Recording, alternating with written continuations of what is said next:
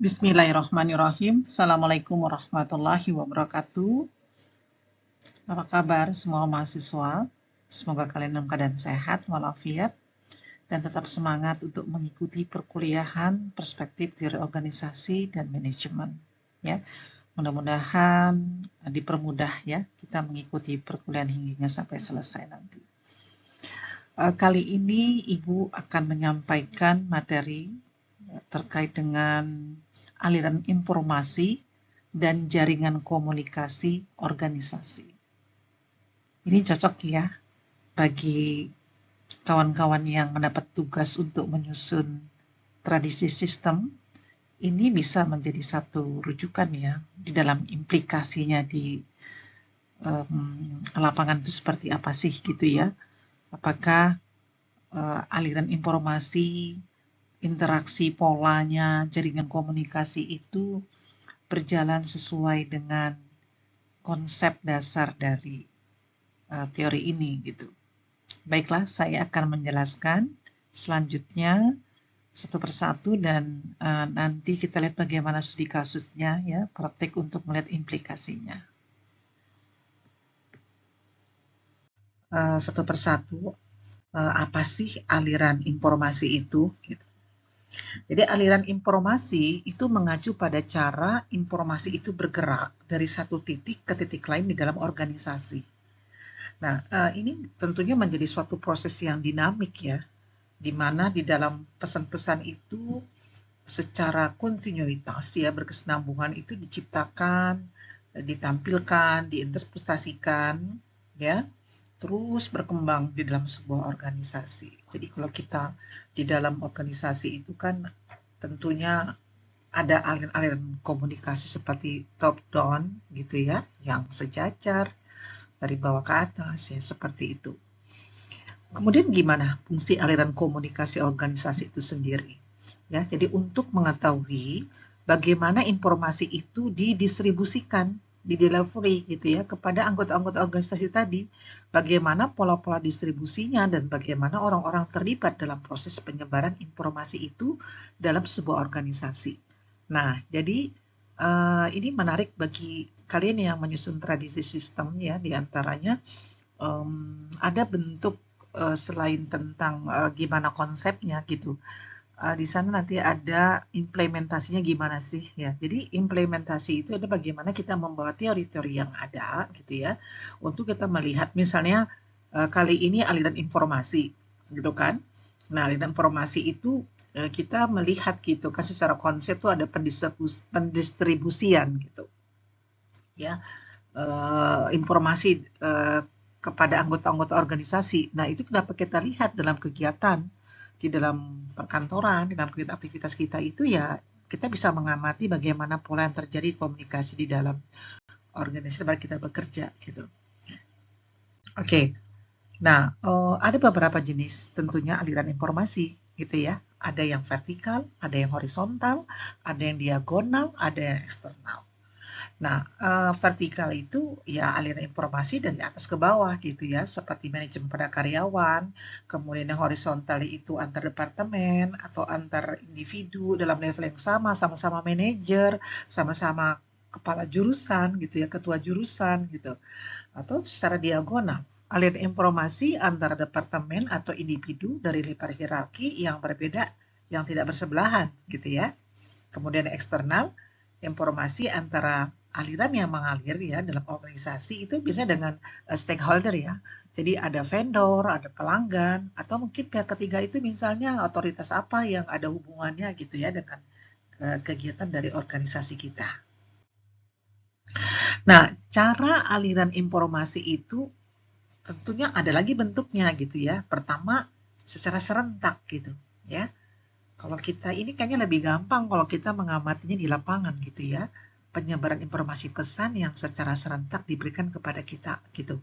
Misalnya memo, pertemuan, ada rapat, ada telekonferensi, ya mungkin ada rapat dengan Zoom gitu ya saat ini.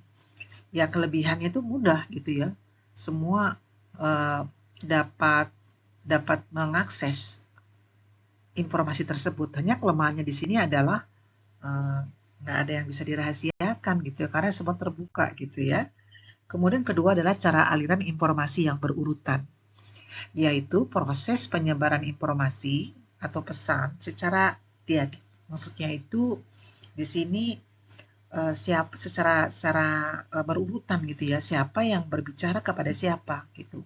Nah, di sini misalnya komunikasi antar personal, model jaringan secara sel ya, yang berputar di dalam organisasi gitu. Kemudian yang ketiga adalah serentak dan berurutan. Jadi dia komunikasi ya, kombinasi antara yang secara serentak dan berurutan tadi. Nah, di sini ada bentuknya pola rantai. Jadi mengikuti struktur hierarki formal. Informasi itu bergerak dari atas ke bawah, jalur komando gitu kan. Nah, kemudian ada juga pola bintang. Nah, informasi ini berpusat satu individu yang didiskusikan kepada individu yang lain. Bisa saja di situ misalnya dari SDM ada penyampaian pemberitaan, ini udah waktunya gajian gitu ya. Ya, mendiskusikan kepada individu yang lain. Ada pula pola Y, split. Komunikasi ya, kombinasi antara komunikasi hierarki dan komunikasi melalui satu pusat tadi gitu. Ya, jadi ada semacam komando udah jadi dipadukan gitu kan. Bersumber pada satu orang dan dia sifatnya hierarki. Ada pula pola roda. Satu individu berfungsi sebagai pusat dari semua komunikasi dengan semua aliran informasi melewati individu tersebut. Berputar roda. Ya, dari situ ke situ gitu, berputar di dalam biasanya dalam satu bagian ya gitu ya. Dalam satu bidang. Kemudian pola semua saluran, jaringannya bebas. Jadi individu memiliki kebebasan untuk berkomunikasi dengan siapapun dalam organisasi tanpa batasan hierarki ataupun struktur. Nah, jaringan bebas ini bisa saja gitu ya, misalnya audit ya. Gitu. Audit ini dalam rangka kegiatannya dia setelah lini bidang dia akan datangin gitu kan, dari atas sampai bawah gitu. Nah, oke, sekarang kita masuk ke jaringan organisasi. Jaringan komunikasi ya maksudnya. Jaringan komunikasi mengacu pada pola interaksi antara anggota dalam organisasi berdasarkan hubungan formal dan informal. Jadi sebenarnya ya kalau kita yang biasa bekerja tuh kayaknya gampang banget nih teori. Kalau kayaknya kita lagi ujian tuh hafal-hafalan gitu ya, kayaknya susah banget apa sih definisi dari jaringan komunikasi, apa sih gitu kan. Kayaknya tuh harus dirangkai dalam kata-kata. Tapi sebenarnya kalau di lapangan mah gampang banget ini. Kalau kita bicara masalah pola interaksi anggota formal dan formal, kita juga udah paham gitu kan. Nah, oke. Selanjutnya adalah peran jaringan komunikasi. Pertama, perannya adalah sebagai fasilitasi aliran informasi. Jadi, jaringan komunikasi itu menentukan bagaimana informasi bergerak di seluruh organisasi, baik secara vertikal maupun secara horizontal. Jadi dia jaringan itu namanya jaringan tuh itulah dia memberikan sebagai fasilitator gitu. Itu perannya. Kedua adalah perannya adalah meningkatkan koordinasi ya. Jadi untuk memastikan bahwa semua bagian dari organisasi bekerja menuju tujuan yang sama, koordinasi yang efektif adalah kunci di dalam hal tersebut untuk mencapai tujuan yang sama tadi ya. Nah, maka di sini jaringan itu perlu koordinasi gitu ya, perlu komando gitu. Kalau kita bicara seperti orang kemarin kampanye, pemilu misalnya, kan mereka itu harus punya komando kan ya, untuk dengan korlap-korlapnya gitu ya, koordinator lapangannya, gimana pendistribusian ya terkait untuk mendukung untuk satu orang calon gitu. Nah, perlu yang namanya satu suara gitu. Ketiga adalah mendukung pengambilan keputusan. Keputusan yang efektif seringkali memerlukan input dari berbagai pihak dalam organisasi. Ya, jadi keputusan-keputusan ini kan tidak bisa hanya diputuskan, masih perlu juga gitu ya kita memerlukan masukan dan pertimbangan gitu. Kemudian perannya adalah membangun budaya dan iklim organisasi. Cara komunikasi ini berlangsung dalam organisasi dapat mencerminkan dan memengaruhi budaya dan iklim kerja. Ya, otomatis dengan model yang ada dalam pola interaksi itu membentuk budaya akhirnya. Kebiasaan-kebiasaan yang terbangun itu akhirnya menjadi budaya organisasi. Selanjutnya adalah perannya adalah mendorong inovasi. Ya, dengan komunikasi yang efektif antar departemen, ini kan tentunya meningkatkan kerjasama yang baik gitu kan, collab ya, ada pertukaran ide gitu kan, dan adanya inovasi yang terbangun. Kemudian bisa juga menyelesaikan konflik jaringan ini gitu ya. Di sini jadi isu-isu ya dapat diidentifikasi. Jadi misalnya seperti konflik itu kan bisa ada manajemen konflik gitu ya. Memanage dulu untuk mencegah konflik-konflik itu menjadi besar gitu ya. Akhirnya berbahaya kan gitu. Sehingga jaringan di sini melalui jaringan ini dapat diminimalis gitu ya, minimalisir dari konflik itu agar tidak menjadi satu permasalahan yang besar. Ketujuh adalah mendukung perubahan organisasi. Maka di sini dalam satu perubahan organisasi, biasanya misalnya budaya organisasi yang dari era adanya transformasi teknologi misalnya. Kan di sini ada perubahan budaya organisasi yang terjadi, kebiasaan-kebiasaan yang tadinya nggak pernah kerjanya online harus online gitu kan. Nah ini jaringan di sinilah gitu ya. Pada akhirnya memang kita memerlukan gitu kan di sini untuk bisa mendukung gitu ya, menggerakkan dari jaringan ini untuk mendukung perubahan organisasi. Kedelapan adalah meningkatkan keterlibatan karyawan. Jadi karyawan yang merasa di sini dilibatkan dalam komunikasi organisasi, mereka tuh lebih puas gitu ya. Mereka ada semacam loyalitas gitu. Ya. Jadi memang jaringan-jaringan di sini, pola-pola interaksi ini dengan ada keterlibatan ini tentunya mau menjual satu kepuasan gitu ya. Dan ini tentunya kepuasannya berpengaruh kan kepada satu prestasi kerja juga gitu. Oke. Selanjutnya kita lihat bagaimana sih studi kasus dengan aliran informasi dan jaringan komunikasi tadi. Nah, di sini kalau tadi itu berbicara tentang perspektifnya gitu kan, secara konsepnya. Nah, sekarang kita bawa bagaimana implikasinya di lapangan.